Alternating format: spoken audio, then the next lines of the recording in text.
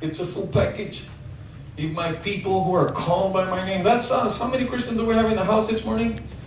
Nosotros. Ya nadie quiere levantar las manos. You're scared to pick up our hand? No. You gotta check yourself every day. Am I walking with God? Have I done something to enhance my relationship with the Lord?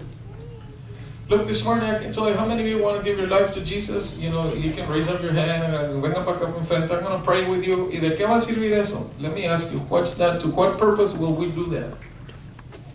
Will you be here Wednesday, tonight, next Sunday? Will you change the way you're living?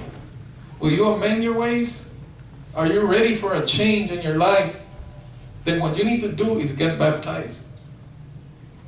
We don't see any altar calls in the Bible of people confessing Christ in front of a congregation. We don't see any examples in the Bible of somebody going through a sinner's prayer. What we see is baptism. And you know what baptism represents? That represents that you're going to amend your ways. That represents that you're going to change your wicked ways. You're going to turn from your wicked ways. Why? Because this is what it is. When you get baptized, you get right down into the water. You've been buried to your own life.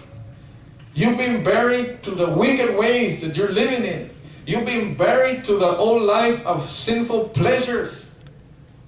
And the Bible says that when you come out of the water, it says that you now are ready to walk in newness of life. Es un cambio. You gotta be serious. You gotta want it with all your heart. Jesus never made it simple and easy for people to follow Him. Yet in our churches today, we make it so easy. Anybody can be a member of the church now. Because we make it simple and very easy. Yet the scriptures that we have read this morning make it super hard for us to really say, you know what, I'm walking right with God. Anybody can say a prayer. Anybody can be a member of a church.